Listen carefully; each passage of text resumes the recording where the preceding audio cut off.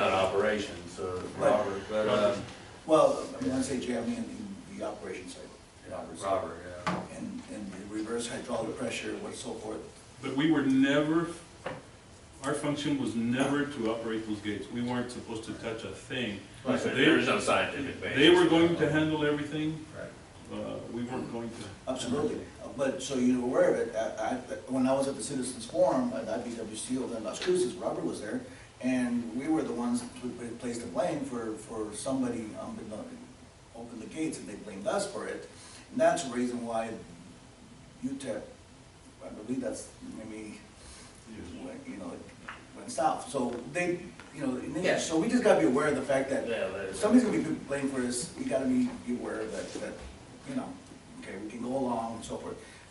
In addition to the trash rake, when the water comes down and the tree limbs and everything starts bottling up all that, I believe we're gonna fly in a crane necessary to rake all that. And the question is, and I raised it, who's gonna pay for it? I mean, they seem to think that we're the operations, we're the ones that have a maintenance agreement, we're gonna have to pay for it.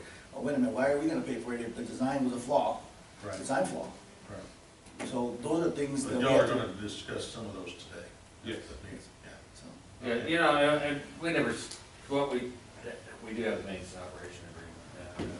It's a very serious problem, and none of us are trying to discount that. I think their design engineer and their project engineer admitted that there's deficiencies and are amenable to the solutions. We have to get through this year because those solutions won't be implemented until next year. So in the meantime, I asked Pete to find availability and pricing on long 100-foot reach excavators because we don't have access because of a intermediate problem. Right now, we don't have access, we can't reach it with our excavators where we have to set up the excavators. So we have to find availability and pricing. Now, who pays for that wasn't discussed at the meeting, that's down the road. But my responsibility as design engineer is to make sure that the water gets delivered to the farmers, regardless if that means we're gonna have to, at least in the short term, pay for that excavator to be brought in. We don't envision it being a huge amount. I think Pete's gonna give a report on it. It's something that I agree with Miguel that we shouldn't have to incur, but I've worked with the federal government for over 30 years, and I understand that getting funding out of them can be very difficult. And I don't think that would be the answer that you guys would want me to tell you when your farms are burning up. Right. We've got to have a contingency plan and ready to go. So we will approach them at reimbursement or paying for it, or at least renting it themselves and letting us operate. Why not borrow Hunt's Fist? This is a very special excavator, as Yeah. Miguel knows. This is Longer not than one the one that, that Hunt's Fist? it's even longer. it's longer than that. It's longer than that. We have Okay. long reaches, You have a long reach? but we have 100-foot? 3, We got 5. 5, but we don't have the long reach that we Ultra need. long range, ultra long. Yeah. 100-foot? It may be even longer, maybe 110. From the But legal, let me take you back to Yeah. some years back. This all started when the fence situation came Right. up, and we protested the fence, and we didn't want our facilities left on the south side because of looting. Well, when we had a good congressman, he went and got $16 million for IBWC. Yeah.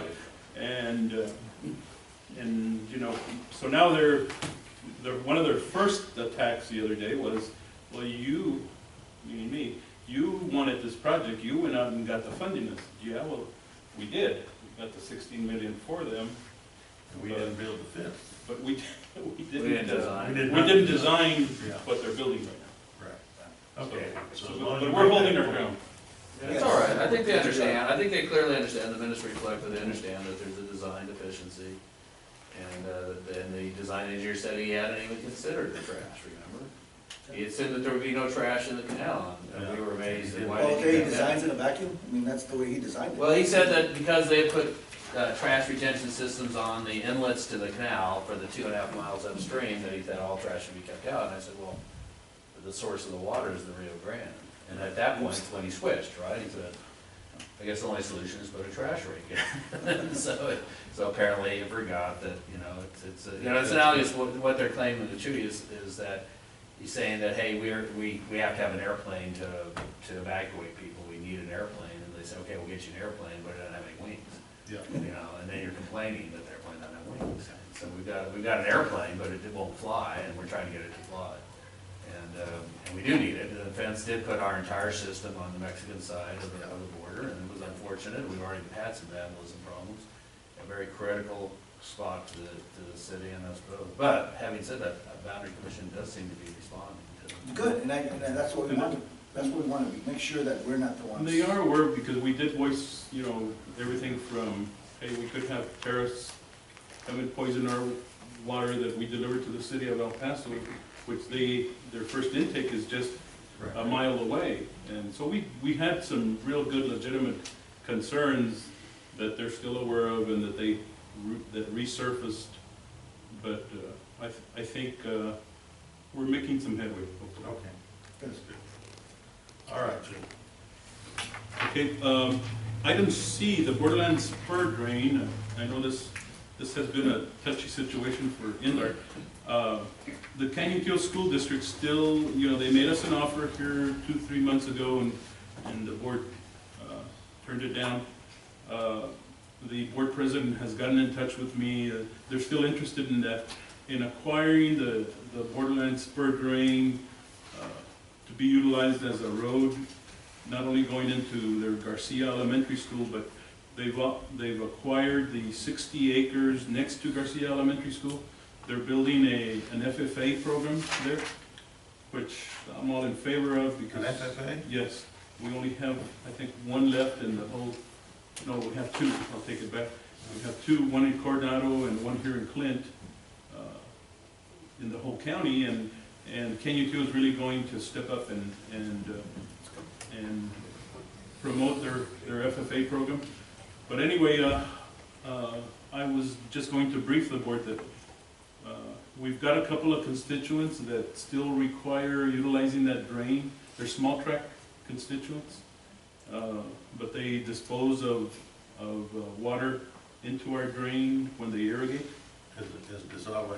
Yes, as a desagüe. And so anyway, Pete and I are working on an idea of maybe a small pipe that'll handle that, and then I was going to come back to the board after I meet with the Canyon Kills School District, and maybe we could do if we don't sell the property, we could lease them the right of entry where they can, their concern is the farm equipment going in and out of the FFA program. So I'll report back to you all next month on that. I just wanted to give you an update on that in case you all hear anything on it.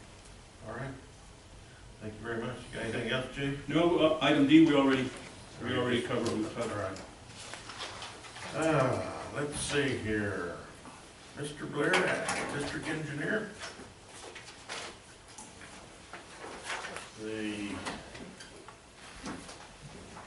I didn't, by the way, I know it's Ian that sends us those graphs. That was not very encouraging again either, so. You need to make it snow up in the mountains now. It did snow. You saw right at the end of it, it snowed a little bit on the graph. Oh, We'll go to the graphs that you brought up first. See what? Oh, yeah, see, there's a little bit. Okay. Just for this board meeting. It started to melt, and then it started to snow again. Yeah, it's totally. It's melted quite a bit. Well, you notice that here's the average snow melt date from the last 30 years, Yeah. and here's where we started, someplace in there, so a month earlier, more than a month early. Guess that's climate change, Don't get as high and we don't get as long, so we're over that Rio Grande Compact County in April. We went over the 400,000 in usable waters. You guys might have seen that in a previous report that we sent out, and so that means they're allowed to store upstream. I think they had some credits that they could store anyways from previous transfers. A little bit. I don't believe it was much, but they are. I think Judy asked them the question: what is it? About 40,000 acre feet that they're storing up there now so far? Yes, they've stored about 40,000 acre feet so far up to this point. So that's mainly off the Chama, and so that's affecting us. Yeah. Keep in mind that once we start irrigation, we'll drop off that 400 mark pretty rapidly, so like a couple of weeks. Yeah, they'll be out. And at that point, they no longer. They can store. Yeah, we'll go back into that. They can't store, and they actually have to release what they did store, except for the stuff that they receive from credits for years I past. went by Albuquerque yesterday, and you know how that's real broad, the river there, but it's very shallow, and if people don't know about that, they think, oh, there's a lot of water, but there were sandbars everywhere. My guess would be 100 CFS maybe, I mean, it was minimal right there at the low Albuquerque. Very small, maybe, Yeah. probably 200 or something, but it was very small flow. It's a, Oh, you got it there? Good, let's see. it's 383, about 300. Like I said, it looked like it's about 380. Yeah, that's good. About 385. At 90 miles an hour looking out the window. Good guess, Mr. Chairman. Mr. Chairman. Yeah. Yes, sir. We got a little Oh, rainfall. I'm Yeah.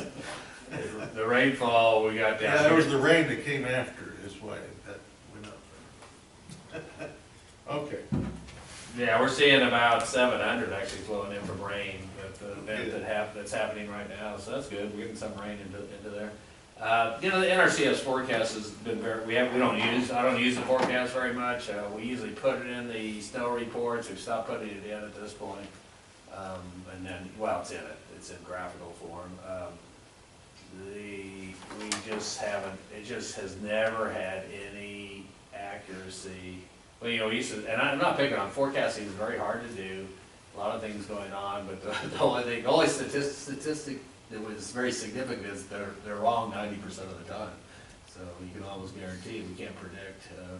But you know, we use it for is an indicator, so they're indicating 15,000 acre feet. By the way, this is a March to July, and this is one of my complaints. We've already received 15,000 acre feet, so that 50% chance is actually a 100% chance. Well, your name up there says May, July. You think that's just 2 months in? I mean, Maybe Dr. McCon updated it just, but it should say March. I think he made a mistake on that. It's only March, but maybe that they started reporting the numbers differently now. They used to just report months on March all the way through July, but maybe now they're trimming months off as they go in. Anyways, we were already, as you guys know, we received quite a bit of water in since March. Which is good, it's up to our allocation, but, so if this is correct, and that means we're not gonna get much more, which we're, right now today at 700, that's 14, so in 10 days we'll have this number beat. So in other words, what I was trying to say is that's probably way too low. way too low, yeah. That 71's probably a little high, it's probably closer to 50. I think, what do you think, Julie? I think we talked about that at the meetings, probably, we think about another 30 to 50,000 acre feet, so this is the pattern, which, you know, it mirrors that snow pattern you saw before, is that these are some snow water that did get into the system as it started to melt in New Mexico and other places. And again, we're, you know, a good month ahead of schedule where it historically would have been on seeing that, and now we're down low. But we come back up, just today, we're back up in this range, someplace up here from this rain. So the patterns are definitely changing. But what you guys really care about is what we have. We only allocate what's been allocated to us. We don't allocate on the future. We've been allocated, and the allocation committee approved 138,809. So what you got in your report? Yes. Yeah, it should be the same one.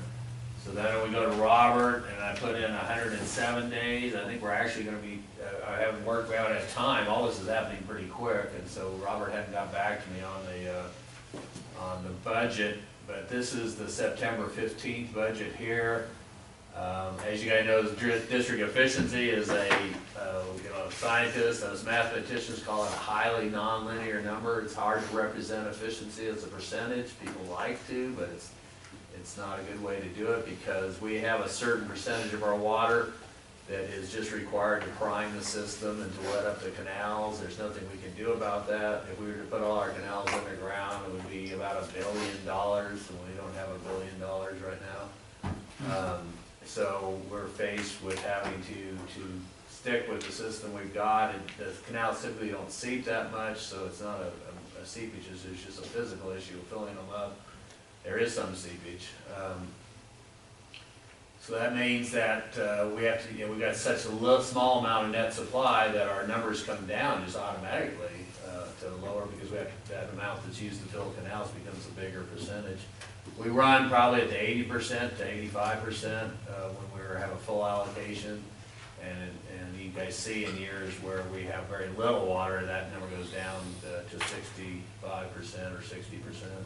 Robert does an excellent job of achieving 70%. It's almost a practical limit right now. So with that, we've got contractual obligations right now about 35,000 acre feet. We scheduled 5. Robert, you're correcting me if I say anything wrong, right? 5 irrigations, Right. which is the equivalent of 2 feet. So we're sticking with that number. The excess amount now is only 3,000. We are holding back at the project level 20,000 acre feet for unexpected losses in the project. We are hoping with this additional 30,000 to 50 that'll come in, plus that 20, that there'll be another allocation. But I anticipate that water will be primarily needed to pay for river losses when EPCWID shuts down. Because as last year we tried to keep the upper valley on. You guys understand that when we go to the upper valley and we're all irrigating a small amount of land, there's 17 miles of West Side Canal to get that water to us, and it's in hostile territory. It goes right through New Mexico.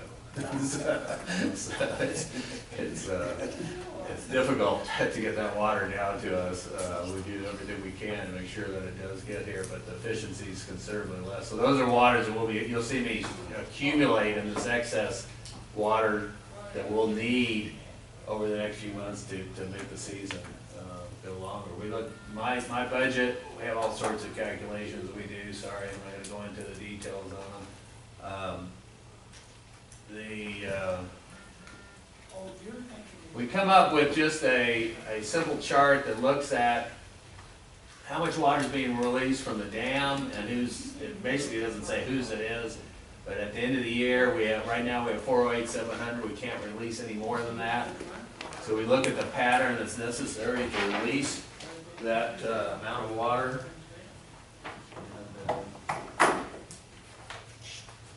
And making sure we budget at that point, and then we start looking at budgets between EPCWID and our district. This is just our portion of it, if I go back up.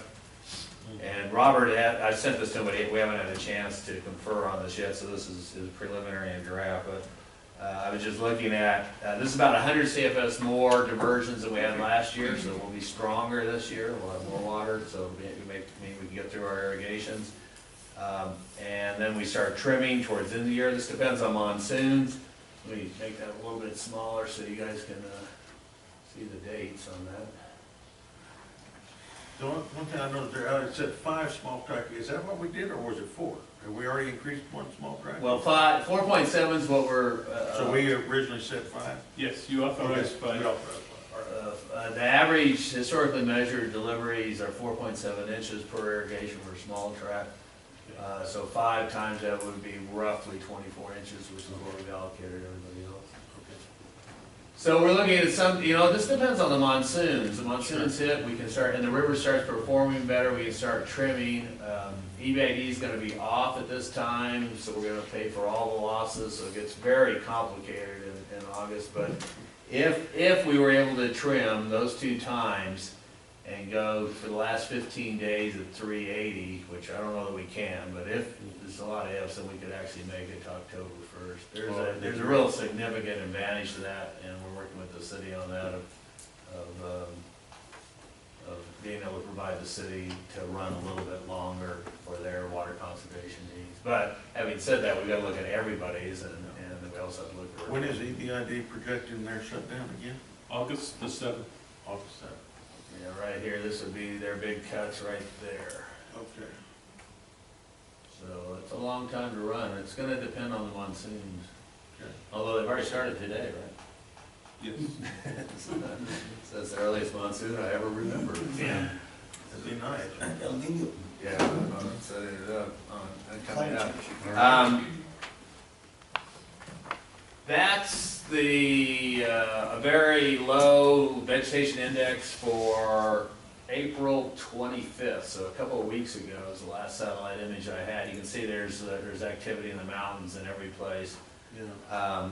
and scattered throughout. So I'm gonna go, that's a low number, just showing you that everything is green right now. That's Uvas Valley irrigation, Rincon Valley's up here. This is Doñana County. And Mexico, you can see on their side, Hudspeth. Well, Hudspeth is pretty much, even a very low number, Hudspeth doesn't have much to show for it, do they? But I'm gonna go ahead and we'll up that number to try to pick out just the irrigated land here in a second. So that number is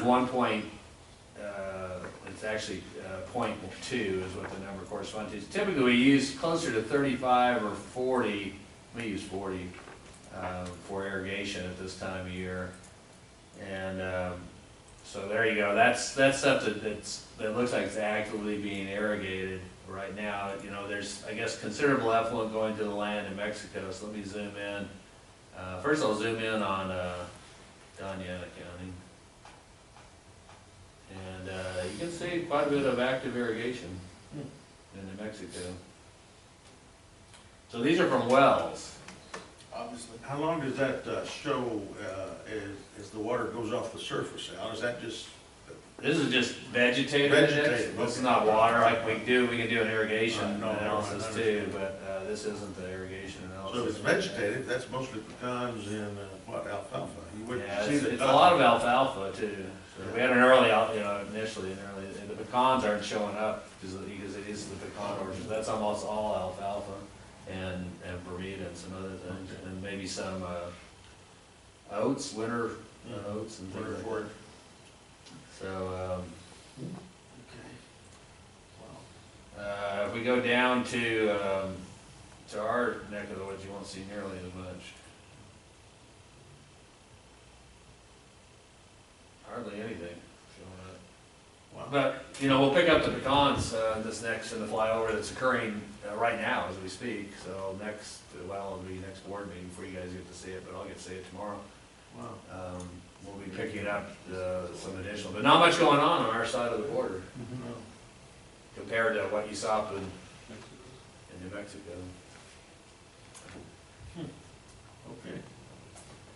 Third-party construction, unless you have any questions on allocation or on the vegetative index analysis. On third-party construction, we're in pretty good shape except for the settling basin, which we've already talked about.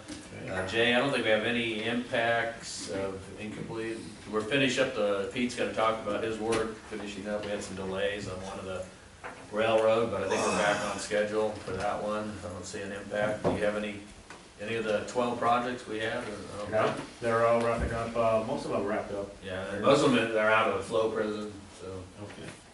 There's some cleanup. The Coral Bridge they got into our freeboard and they're having to replace it with a concrete freeboard, so it's formed up to date but so there's some little minor stuff still going on. And there's some issues with maintenance and things we'll be working with the applicants.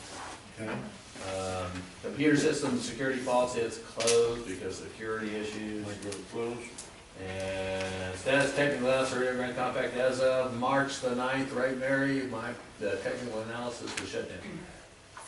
I said, on the Technical analysis. technical analysis for Rio Grande Compact issues at the request of the board. We mothballed that project. Okay. All righty. Let me see. Pete. Good morning. Good morning. Pedro.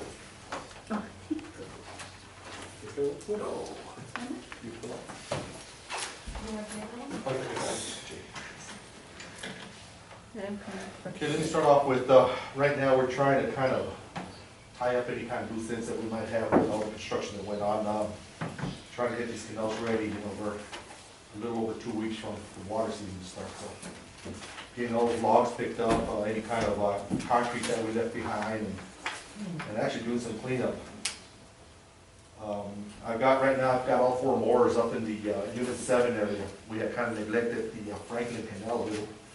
So we're knocking it out as we speak. We've pretty much done everything here from the Salitra checks, and we're at approximately El Paso Drive right now. So my goal is to get to the heading, which I think we shall do. Right now I've got the city of El Paso working at Paisano actually at Copia and Piedras, cleaning out those culverts, and they're about 90% completed. They just need to go in there, remove some ramps, and kind of haul some of the sand out. And TxDOT is working on Paisano by Fox Plaza, and they should be out by, hopefully by next week. That's where that whole box culvert, little, where Alameda and Paisano come together, right in. Right behind the McDonald's, actually it's right by the parking lot of Fox Plaza where it goes under Paisano. But that's, and they're almost complete with that? Yes, they started last week, Okay. so they've got the skid loaders inside the box culverts and kind of getting everything out, so we're almost there. I don't foresee any problems on being ready for That's where water. they found the body last year, what it was one of those. Actually, they found a body, and then a couple of years ago, they left the skid loader inside the, Oh, that's right, that's skid loader inside. yeah, and we released water, so we flooded it, 2 years. a little lack of communication in their part, but we're gonna make sure that doesn't happen again. Right now, we're doing a little bit of prep work on the La Union East, where the contractor went out there and open cut our canal. So we're having to go back in there and shotcrete about 100 feet of that canal, and we'll be billing the contractor for any kind of expenses out there, He did that with our permission? without our permission. With He actually did it while we were off. Really? Yeah, luckily, Rick went by there and saw it that Tuesday after. I Which think canal the was it? La Union East. Leonis. Or by our craft. What were they Was it doing? MLK did? They installed a water line, a sewer line without Yeah. authorization or permission or My licenses. goodness. Yeah, so we've sent them a bill, and we're gonna go in there and shotcrete that whole area, and hopefully do, probably do a little extra, just to Sure, make funds make sure it doesn't. yeah. Right. That one, and also we're gonna be, moving some excavators over to Country Club and, Montoya Drain. Right. And, same scenario there, they've kind of moved out and left some burns inside the channel. So now we've sent them a bill, which they've agreed to pay. We're gonna go in there and remove Who's those. that, the city? This was the city of El Paso, yes. So those are two projects that were unexpected, but, we're on top of them. I'll start off with, the railroad projects. This is just kind of like a little rundown of, you guys have probably seen this before. And then you can go through it pretty quick, Jay. That's just, the process of what it takes to get these culverts done. This one here's the Darty. This one was, we had to relocate that 12-inch turnout because it was actually upstream from where the culvert now sits. So we've gone in there and installed a brand new turnout. This one here is the Newman. We've done some modifications to the Newman to try to save on cost a little bit, and it's turned out pretty well. We're about 90% complete on this Newman. That's on the downstream side of the tracks, and that's where it ties into our ditch. This is the delay that Al was talking about. We actually had a post that was, the guide wire was within the area that we were going to be working, so it had to be removed. We also have a 16-inch gas line here that's an abandoned gas line that we also had to get clearance to make sure it was abandoned. So it kind of prolonged us a little bit, but we're on it already. There's the forming of the floor. This will be a box. I'm not gonna say a culvert, but this little section here will just be a box to tie one side to the other. By the way, that gas line, did you have it on a chart somewhere? Did we know about it? Did y'all find it, or? The only reason we knew about it was because of past run-ins with the same gas line. Apparently that gas line runs from all the way from Americas all the way through Clint. And we ran into it before, but prior to that, I don't even think, well, actually, we do have some Oh, on our we have some profiles. drawings. The Texas Gas Yeah. has various drawings, so they didn't know which line it was. But we called the dig test and made tickets, and it was not marked by Texas Gas. They did have, it's essentially the old 16-inch high pressure, so they installed a new one years back and abandoned in place. And that's the problem with abandoning in place, that anytime you expose it, you will delay any type of construction.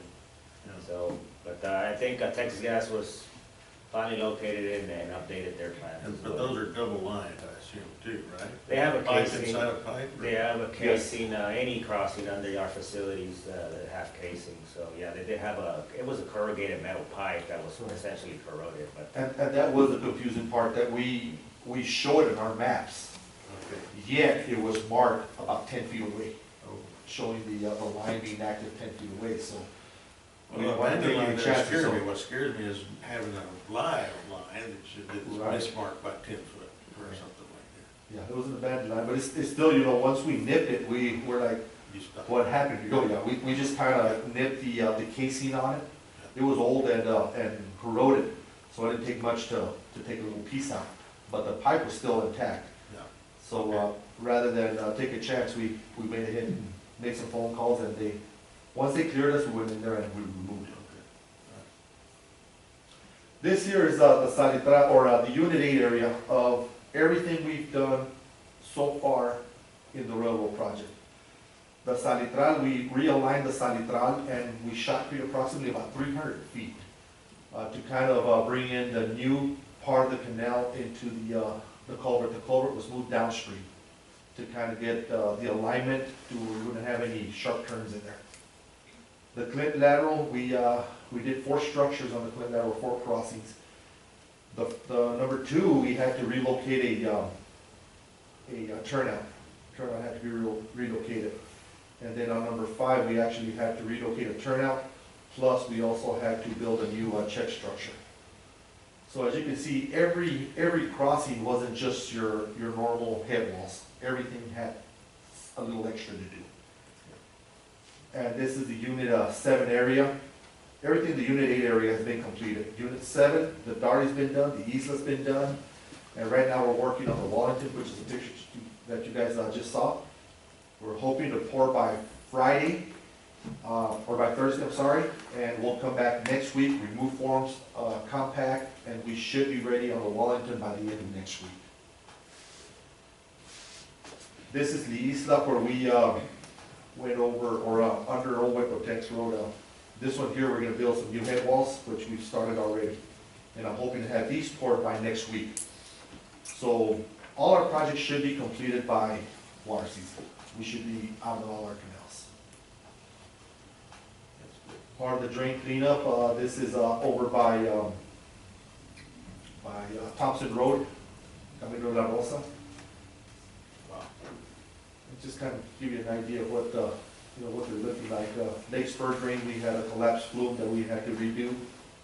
And this is over by Casey Rogers' place. So that's also been completed.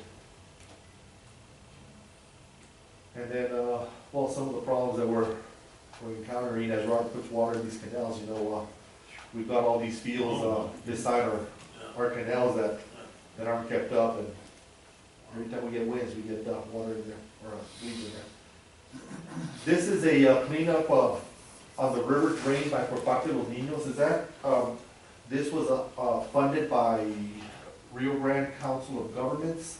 They gave us $1,900 to do a cleanup. So we gathered trash, and this is where the drain is underground. The drain has been covered up.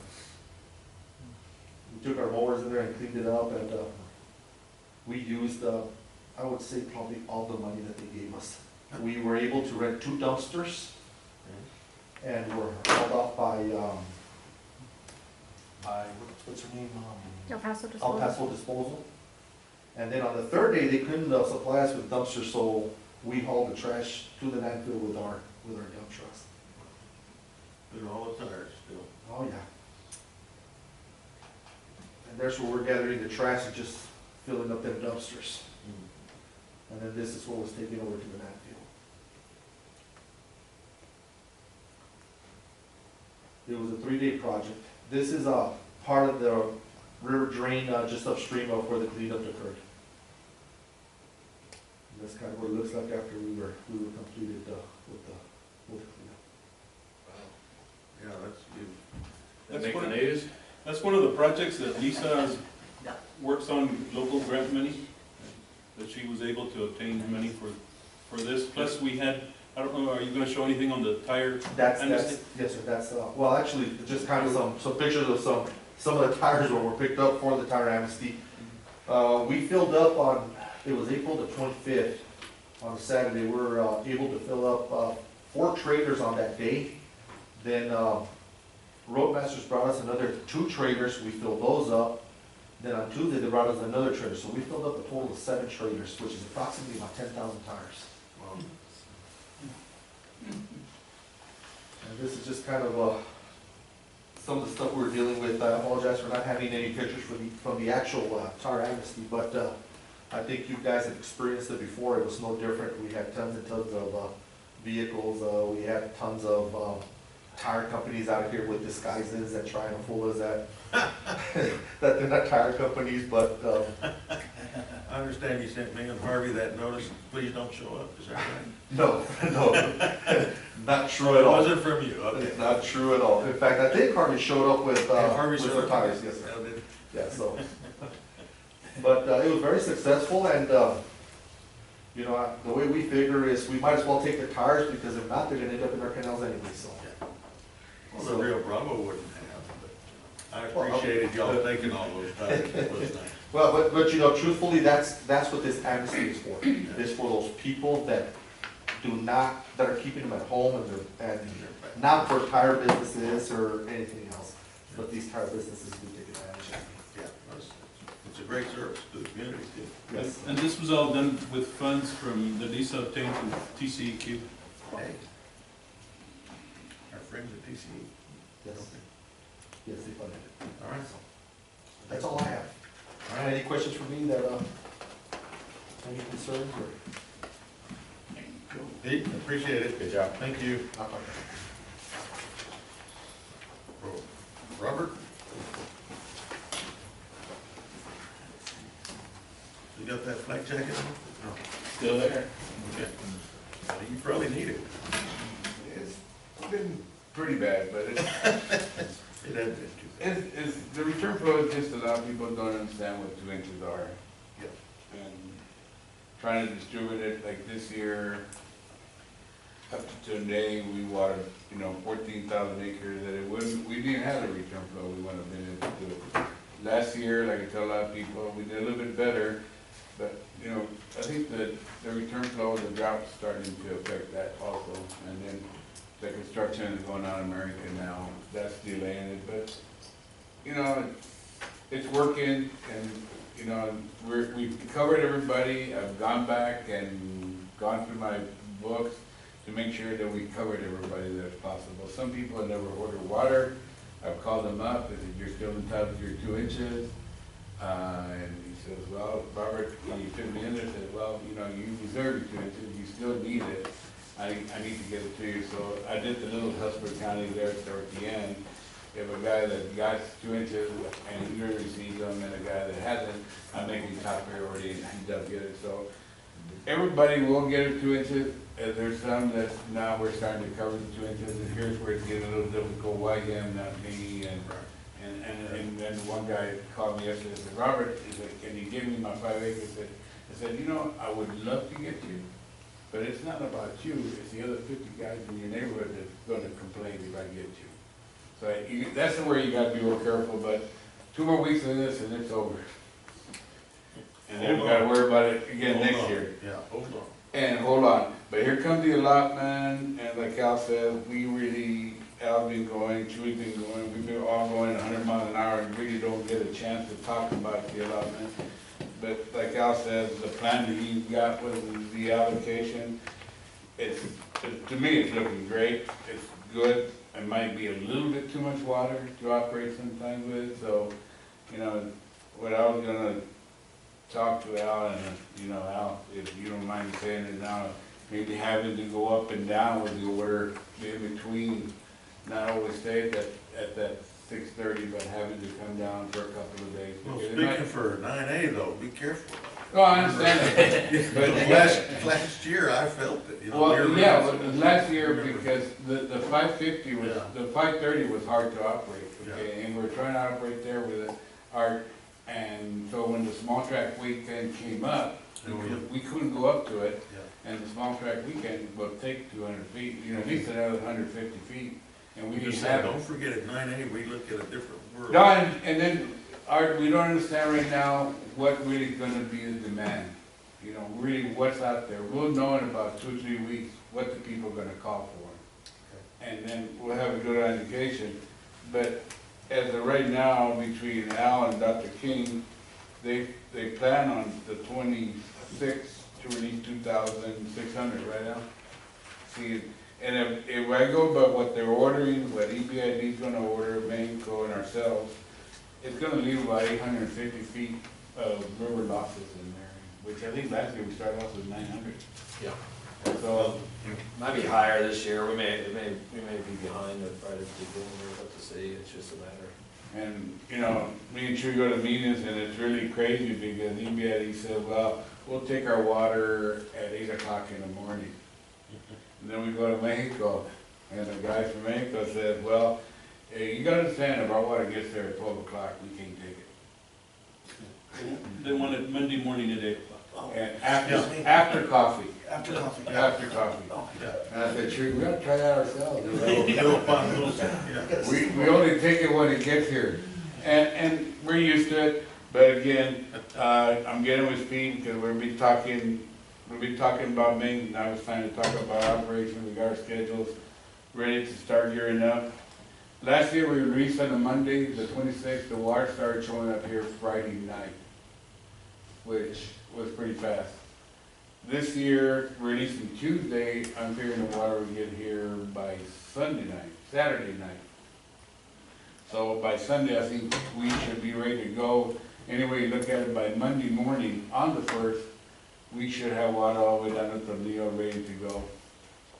The scary part here, and I talked to James and I saw a little bit of Al, EPID's planning on having their first small tract meeting with irrigation, only one irrigation they're gonna have, and they planned it for the 30th and the 31st.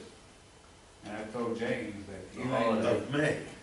of May, and he's not even gonna have water probably in the canal by. Wow. Or buried. So I think Al, Apparently, the small tracks don't vote up. What? They don't. They don't, no, they don't. No, no. and to me, like I told James, you know, James, it's like going up to a bear's cage and getting a stick and picking on him. See if you get him mad, well, that's what's gonna happen, because the water's not gonna be there. Yeah. And the canals, like Pete showed them, they're still very dirty, they need some work on them. To try to get in there and force the water in there for the small tract first weekend is gonna be very hard, but. Yeah, it's a holiday weekend too. Everybody got, ready to be out of town. Memorial Day, right? No, it's gonna be the after week. Oh, the after week, okay. So, but, First week that we're on, not the. yeah, and you see, we did a little bit, hopefully, I'm not gonna say a little bit smarter, but we don't have them coming on until the following weekend. The weekend of June the 1st, we pick up our first irrigation on a Wednesday. And- The third then, or something. Yeah, so, we gotta hustle that also, cause Unit 7, Unit 6 is a very, they're starving for water right now. They're starving for water, so when we get those orders in here, they're gonna go I've right. heard from Keith, I know you have too, I hear from him every other day, eh? and Yeah, every other year, he wants me to be fired, so. yeah. It's okay, shit. But, I think we're ready to go, and, you know, the scary part, I got 7 ditch wires out there that are brand new, that they don't know nothing about water, Uh-oh. so, cuidado, and it takes them at least, Who's down at 9? I keep telling you. Or you don't know? Or you don't want to tell me? But we started a new FTO program, field training FTO, field training, what's the O? officer. Oh, okay. So we've got a 23-year-old Okay, well, person that's been with that us man for right 23 there years. can probably train anybody Yeah. to grab water. So I Not think very good Robert's at got it it. under control. Not very Yeah, good. it's just gonna take a month to get a train, because the scary part is when a new guy comes in, to get him to learn how the operation of small tract delivery happens, you know? Cause there's over 600 delivery small tracts in a weekend. And how we set them up and how we water them is awful scary. And after the small trash, remember, he can't be friends to everybody on the water, because he makes more enemies that way. And what about us farmers? I can tell them about enemies, but. You didn't tell about that? Okay. But we're ready to go. I think the communication with EPCWID, especially James, is very good. He's gonna basically, he's telling me he's gonna stay with an order of a 950. He's gonna vary that order a little bit. Okay. And he's gonna blow and go, and then he'll say that the array canal will, by July 16th, he'll be cutting off the array. So they'll be on there for about a month. Yeah, well, so the board clearly understands that there's irrigations underway right now in Rincon Valley, and we agree with Yes. that. I saw that on the news this morning. They actually showed the water coming down. They had Gary Esslinger, was it yesterday?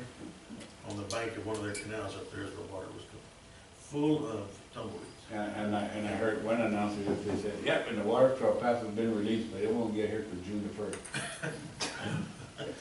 Yeah, I can believe that. And then he said, a real funny, but it's very salty. And that's it, you know, we're ready to go, and I think Unit 6 will probably be receiving the water first, and then be communicating with the PSBs, and they're ready to go, and I told them that probably their water won't be ready to be picked up until Sunday, the 31st. Okay. That's all we got. That's pretty well it, unless somebody had questions. Questions? Anybody? Just one reminder for the board that Robert and I will be at a water conference on the 20th, 21st, and 22nd next week, so we'll be gone. So, but Pete's here, and we'll be handling matters. The water truck is not in Hawaii, is it? No, it's at Quemado Lake. Okay. As long as it wasn't Hawaii. And then I guess, then what